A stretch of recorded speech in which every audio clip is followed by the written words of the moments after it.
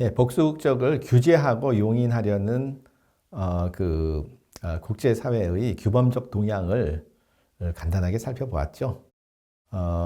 이제는 복수국적이 국제관계에서 제기하는 그러한 이슈들을 좀 더 구체적으로 살펴보도록 하겠습니다. 그 복수국적으로 인해서 생겨나는 문제점의 하나가 이제 외교적 보호의 경합이라고 말씀을 드렸잖아요. 이 외교적 보호, 그러니까 뭐 복수국적을 떠나서 이 외교적 보호와 관련해 가지고는 굉장히 중요한 그 법리를 생산해낸 판결이 하나 있습니다. 사건. 그 ICJ 국제사법재판소의 1955년 노태범 판결이 있었습니다. 이게 이 외교적 보호에 관련한 굉장히 중요한 법리를 생산해낸 그러한 판결이고, 그 중요한 법리는 바로 진정한 유대의 법리, genuine link라는 법리인데, 이걸 한번 살펴보도록 하죠. 그 노태범은 독일인이었습니다. 그런데 이 사람이 1905년부터 과테말라에 거주하면서 사업체를 운영을 했습니다. 뭐 플랜테이션도 운영을 하고 그랬습니다. 그러면서 독일과 과테말라를 왕래하면서 사업을 했습니다. 그러다가 이제 1931년 이후에 그 브러더가 살고 있는 리히텐슈타인에 몇 차례 방문하면서 거기서 휴가를 보내는 정도로 리히텐슈타인이라는 나라하고 인연을 맺었습니다.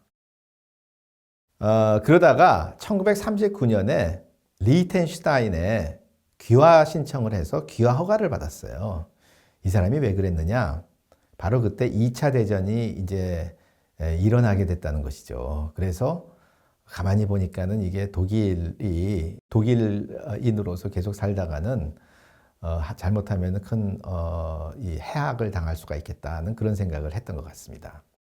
그래서 이제 이 리히텐슈타인의 귀화 신청을 해서 귀화 허가를 받으니까 독일 국적은 자동적으로 상실이 된 거죠. 그러면서 이제 과테말라 당국에는 리히텐슈타인 국적자임을 알리고 1940년에는 비자, 사증을 받아서 입국을 했습니다. 그러다가 이제 1941년에 과테말라가 독일에 선전포고를 했습니다. 예상했던 일이 발생을 한 거죠. 그렇게 됐는데 노태범은 자기가 리히텐슈타인 국적자라고 그러는데, 독일 사람이 아니라고 그러는데, 그럼에도 불구하고 과테말라가 노태범을 독일인, 즉 적성국민으로 취급해서 체포했습니다. 그리고 미국이 그걸 요구했기 때문에 미국에 인도를 했습니다. 그 사람을. 그리고 그 노태범이 소유하고 있던 재산도 압류를 했습니다. 그렇게 해가지고 노태범은 1946년까지 그런 어떤 연금 생활을 당하다가 석방이 됐습니다.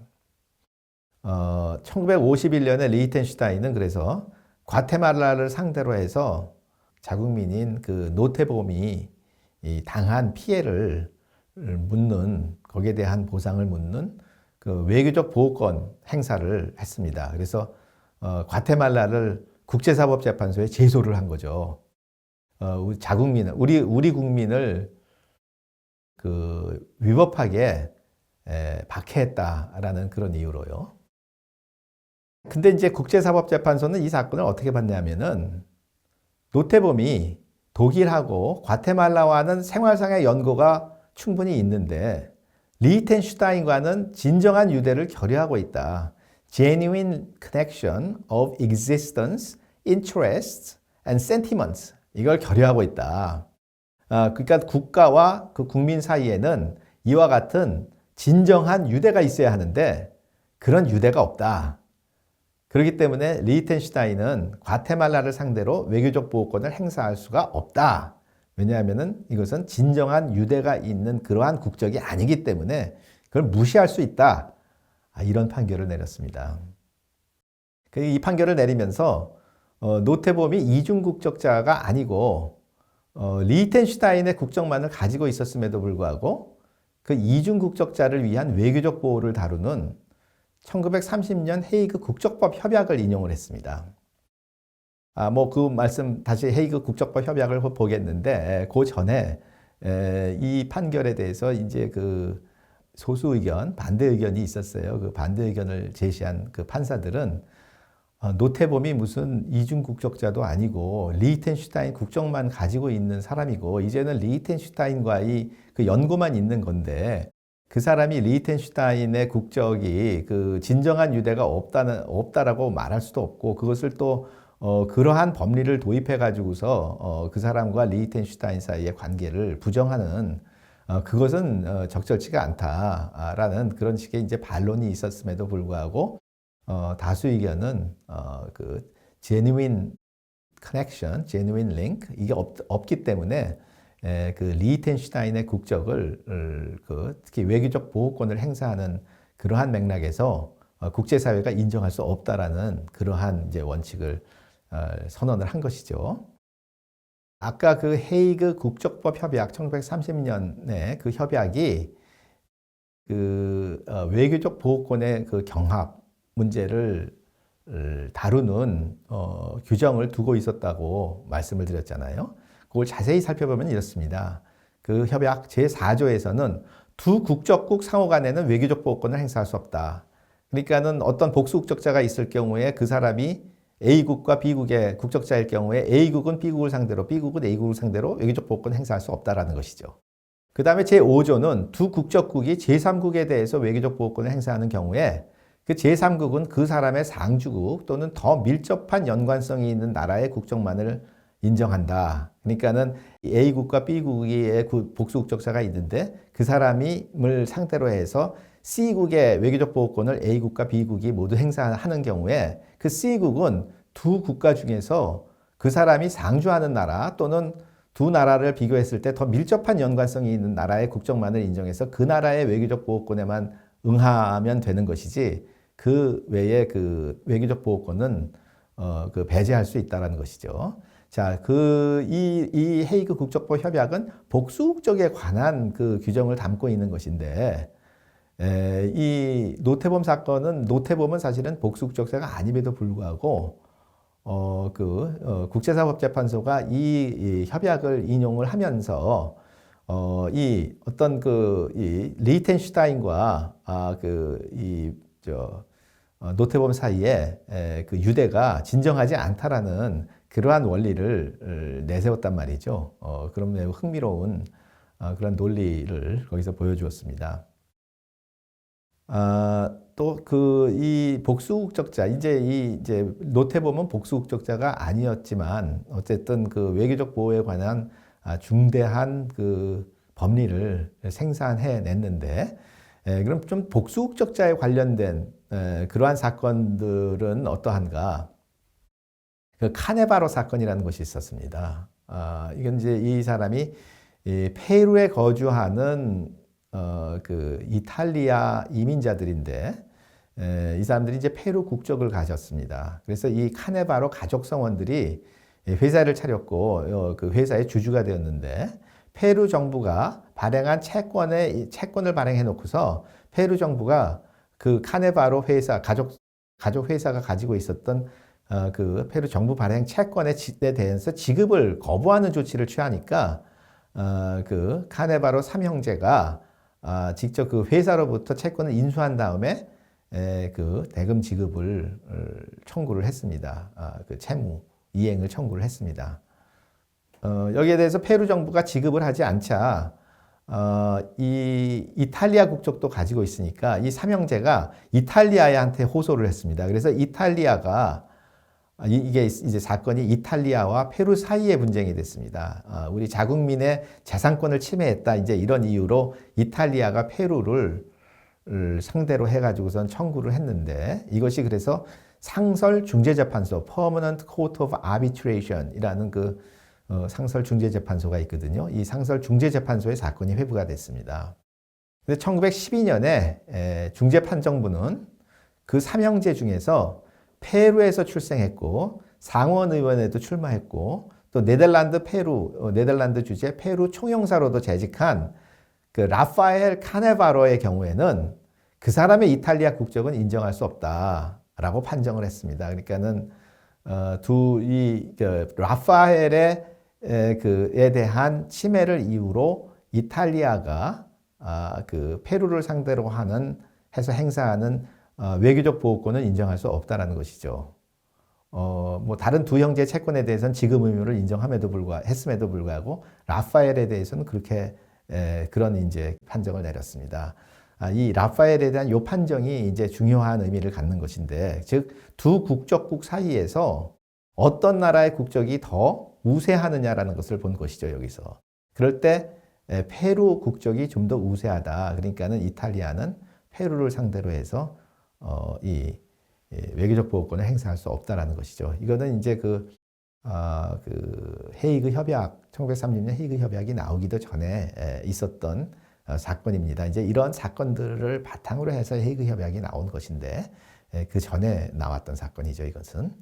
근데 그러면 이게 헤이그 협약이 이제 있은 후에 일어난 사건으로서 메르제 사건이라는 것이 있는데, 이거는 이제 어떤 사람이냐면은, 이제 어떤 미국인 여성이, 미국에서 태어난 미국인 여성이, 그래서 미국 국민인 미국인 여성이 1933년에 이탈리아 사람인 메르제하고 결혼을 해서 미시스 메르제가 됐습니다.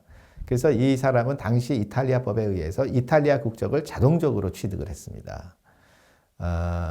그리고 이제 1937년까지 이탈리아에 거주를 하다가 그 남편 메르제가 주 일본 이탈리아 대사관의 통역관이 됐습니다. 그래서 이제 남편하고 동경에 가가지고선 도쿄에서 이제 같이 거주를 하면서, 그때 도쿄에서는 또 이탈리아 여권을 사용을 했습니다.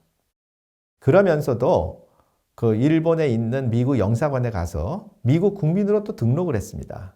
그래서 미국 여권을 또 발급받아 가지고서 1946년에서 1947년에 9개월간 미국에 체류를 하면서, 또 거기서는 또 뉴욕 주재 이탈리아 영사관에 가가지고선 미국 여권 위에다가 비자를 받았습니다.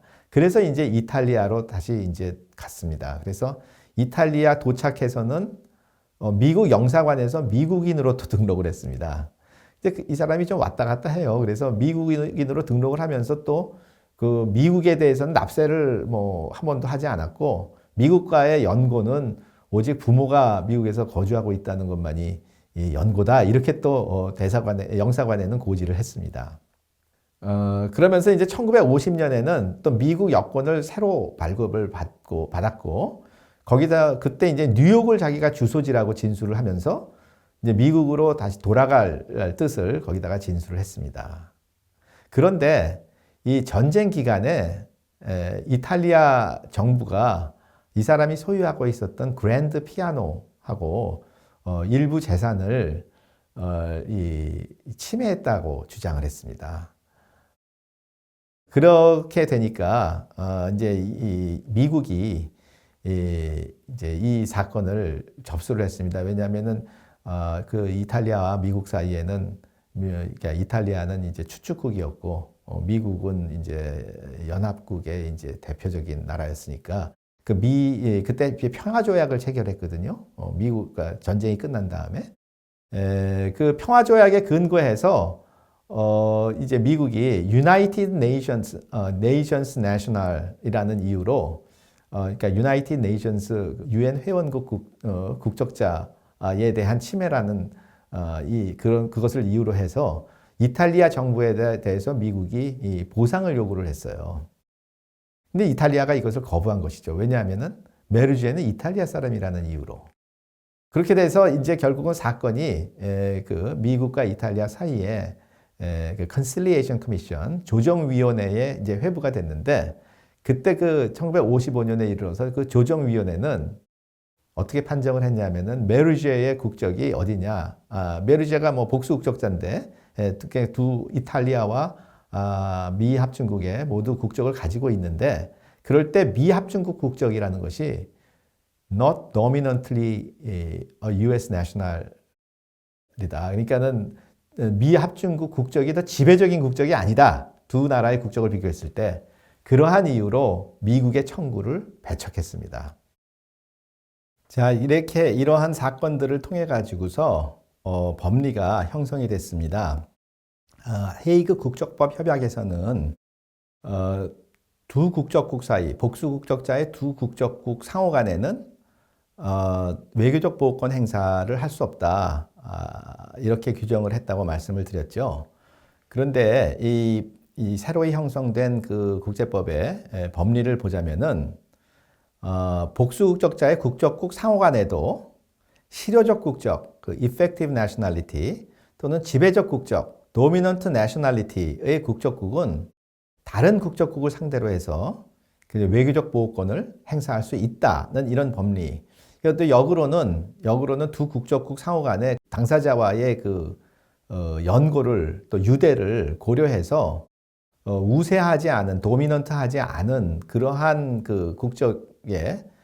국적국은 상대국을 상대로 해가지고서 외교적 보호권을 행사할 수 없다라는 것이죠. 역으로는. 자, 이것이 이제 복수국적자의 두 국적국 상호 간의 외교적 보호에 관한 그러한 이제 국제법의 유력한 법리라고 할 수 있습니다.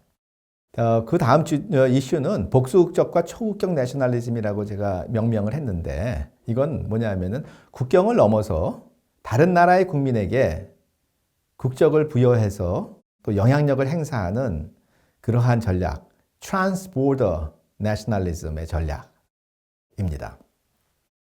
몇 가지 예가 있는데, 루마니아가 어떤 조치를 취했냐면은 그 몰도바를 상대로 해가지고서 몰도바에 있는 사람들에게 국적을 부여를 했는데, 이 몰도바 인구의 65%가 루마니아계에 속합니다.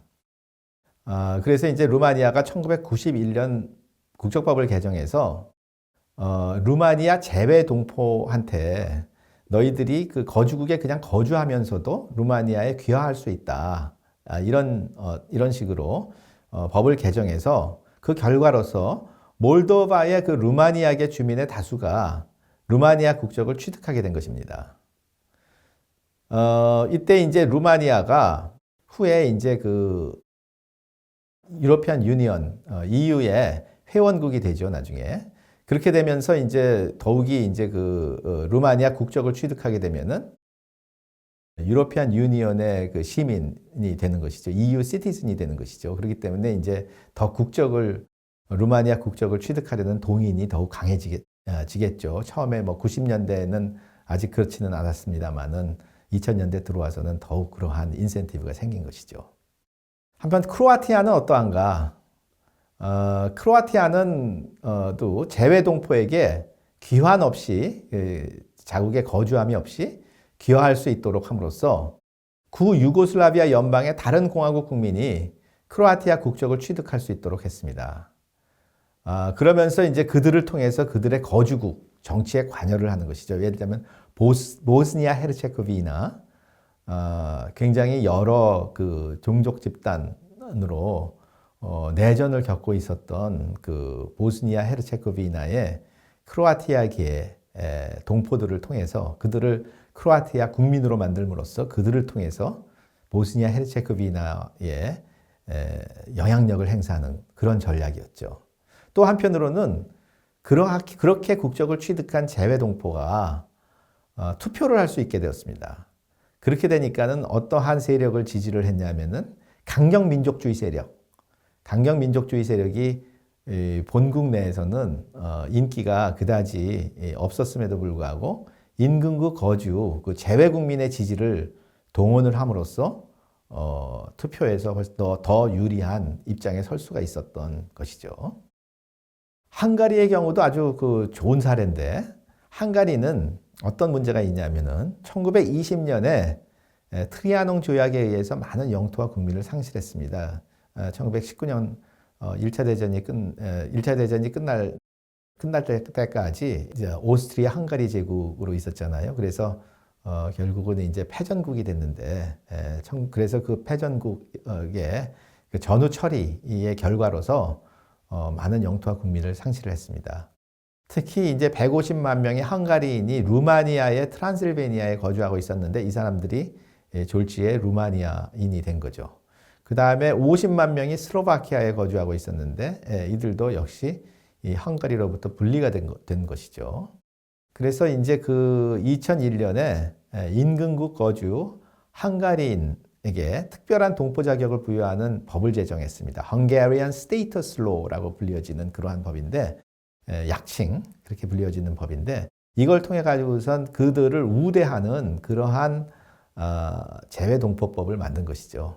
그리고 2010년에는 그 임금국 거주 헝가리인에게 국내에 거주함이 없이 귀화할 수 있도록, 즉 뭐 아까 루마니아나 크로아티아에서 본 예처럼 그와 같은 이제 그 귀화의 요건을 완화해서 그 귀화를 할 수 있도록 했습니다. 그래서 많은 사람들이 그 헝가리 국적을 취득한 것이죠. 그러니까는 루마니아인과 슬로바키아인들이 헝가리 국적을 취득을 했습니다.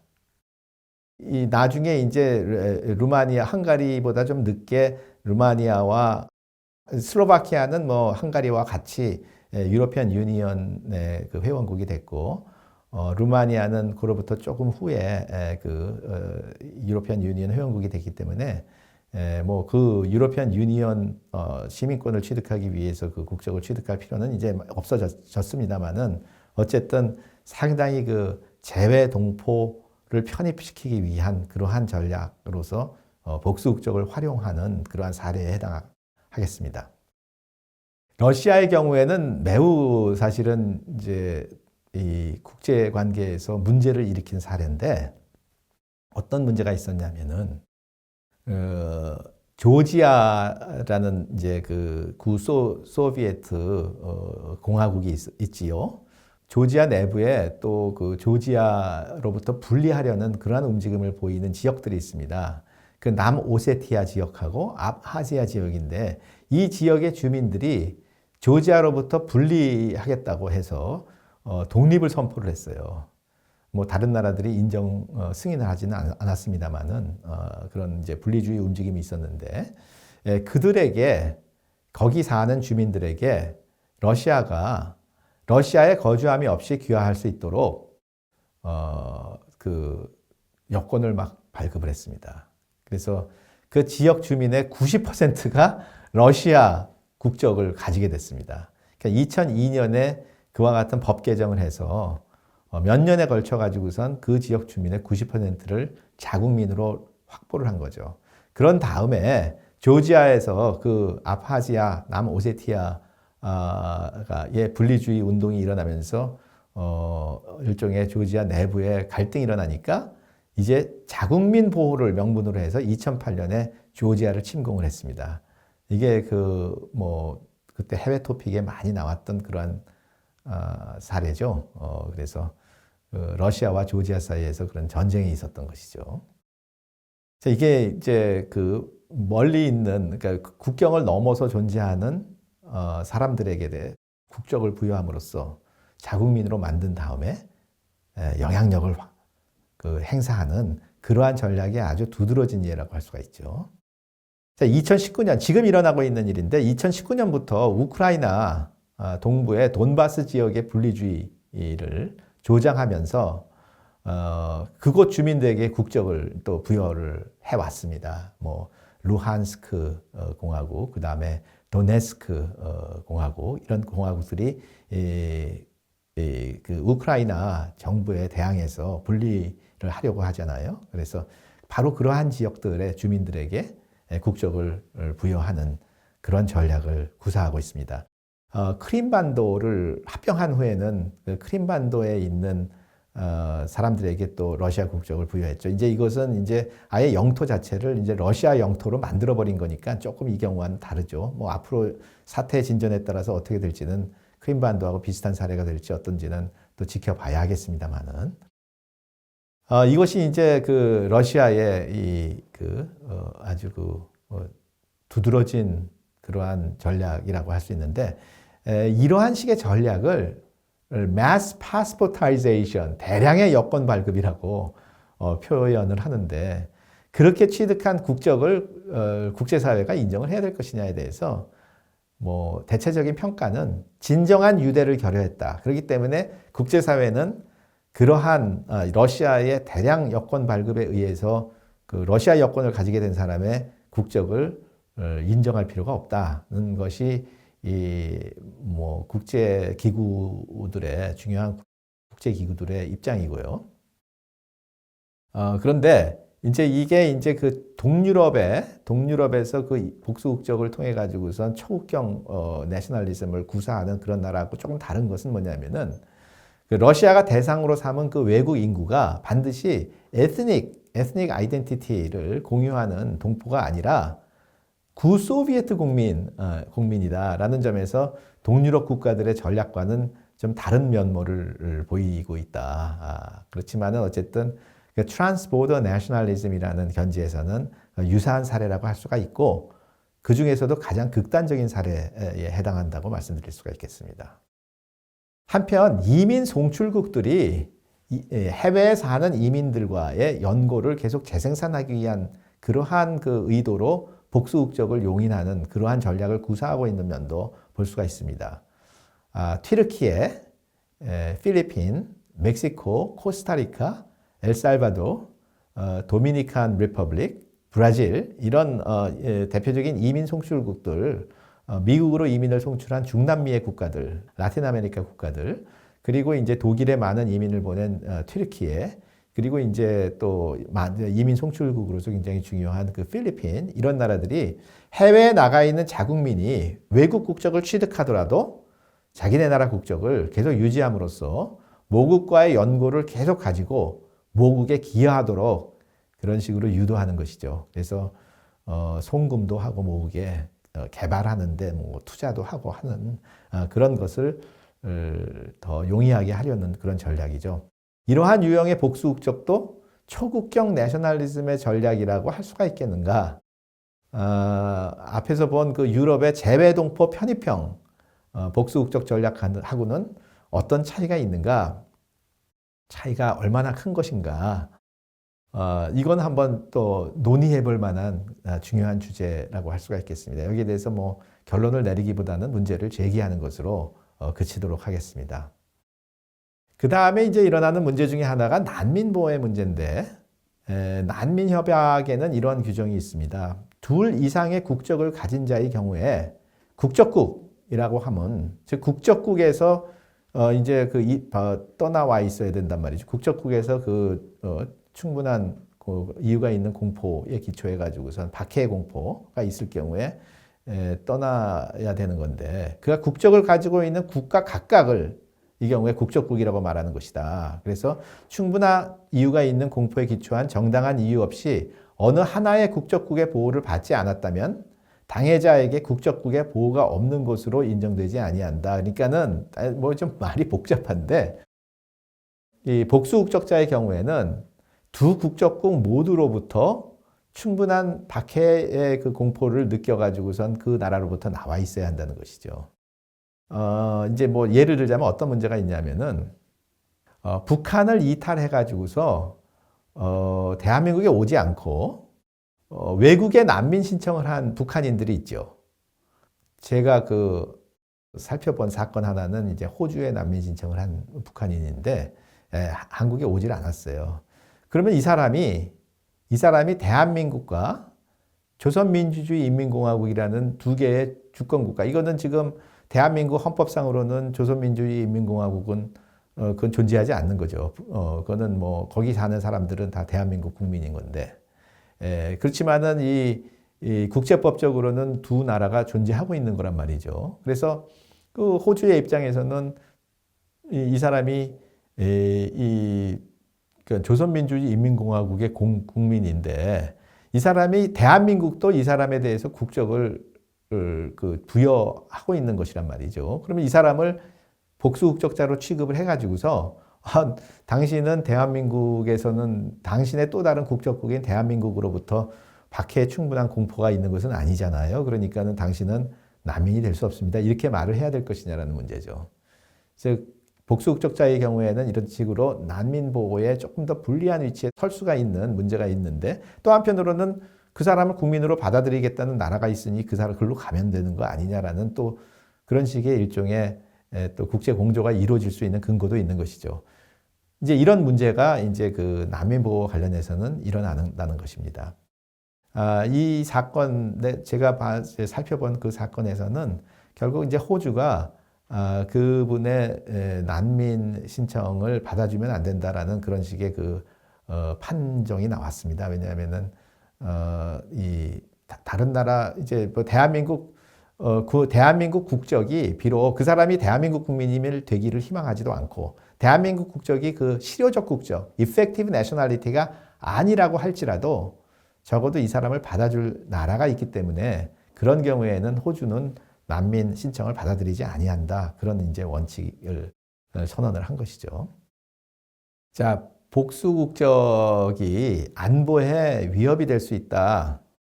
이런 믿음이 상당히 널리 퍼져 있죠. 그런데 오히려 반대로 복수 국적이 안보 강화에 도움이 된다. 그래서 복수 국적의 안보와 스큐리타이제이션이다. 이렇게 말하는 그런 사례들이 있습니다. 이게 무슨 뜻이냐 하면은, 자, 무국적 방지 규범이 있어요. 그래서 단일 국적자의 국적은 박탈할 수가 없어요. 어떤 경우에도. 물론 단일 국적자의 국적조차도 박탈하는 그러한 입법례가 있을 수는 있겠습니다. 전 세계에 별의별 나라들이 다 있으니까. 그렇지만은 일반적으로 그 규범 때문에 단일 국적자의 국적은 박탈할 수가 없습니다. 근데 안보 위협을 야기하는 사람이 복수 국적자일 경우에는 그 사람의 국적을 포기하게 하거나 압력을 넣어서, 아니면은 이제 법이 규정을 해서 그 사람의 국적을 상실시킬 수가 있습니다. 그렇게 되면 어떻게 할 수 있느냐? 외국인이 되기 때문에 추방이 가능하죠. 자국민은 추방할 수가 없거든요. 외국인이어야지만 추방을 할 수 있는데, 복수 국적자일 경우에는 그 사람의 국적을 포기하게 하거나 아니면 국적 상실을 시켜가지고선 추방할 수 있다는 것이죠. 자, 그런 면에서 안보에 오히려 기여할 수 있다. 이런 이제 주장입니다. 사례를 보면은, 자, 미국이 에너미 컴배턴트라는 개념이 있죠. 그래서 이 알카이다 이런 이제 거기에 속해 있는 그런 사람들을 에너미 컴배턴트로 규정을 해가지고서 관타나모에 구금을 한다든가 하는 조치를 취한단 말이죠. 그리고 이 에너미 컴배턴트 중에는 미 합중국 시민인 사람들도 있어요. 이제 그 중에 한 사람이 이제 야세르 함디라는 사람이 있었는데, 이 사람이 미국과 사우디아라비아의 그 복수 국적자였습니다. 자, 근데 이 사람을 어떻게든지 추방을 하고 싶은데, 그 추방을 이제 할 수가 없는 게, 왜냐하면은 미 합중국 국민이고, 심지어는 테러 분자조차도 미국 시민권은 박탈할 수 없다라는 것이 이미 그 확립된 판례와 그 다음에 입법에 의해 가지고선 확립이 되어 있단 말이죠. 헌법상으로도 확립이 되는 원칙이란 말이죠. 그렇기 때문에 어떻게 할 수가 없어요. 그러니까는 이 사람을 결국은 막 압력을 넣고 그 다음에 사우디하고 협상을 하고 이래가지고서 이 사람의 미 합중국 국적을 이 사람이 포기하도록 했습니다. 그 다음에 이제 사우디로 이 사람을 추방을 해버린 것이죠. 그래서 대표적으로 이 복수 국적자의 이제 미국 합중국은 국적을 박탈할 수는 없지만 어쨌든 국적을 포기하게 해서 상실시킴으로써 추방을 하게 한 그런 케이스라고 말씀드릴 수가 있고요. 근데 영국은 이제 미국과는 달리 이 국적 박탈이 가능합니다. 2002년에 국적법을 개정해서 귀화한 국민뿐만 아니라 출생과 더불어서 국민이 된 사람의 국적도 심각한 국익 침해를 이유로 박탈할 수 있도록 그렇게 법을 개정했습니다. 그래서 이제 영국은 국적 박탈이 가능한데 그것도 단일 국적자는 할 수가 없죠. 왜냐하면 무국적이 되니까. 그래서 복수 국적자에게만 허용이 되는데, 어쨌든 그렇기 때문에 이 복수 국적은 그런 면에서는 오히려 복수 국적자가 테러범인 경우에는 오히려 추방할 수가 있기 때문에 그런 점에서는 안보에 기여한다, 이렇게 말할 수가 있다는 그런 것입니다. 이것으로서 이 주제를 끝내고 이제 대한민국이 어떤 입장을 취하고 있는지를 살펴보도록 하겠습니다.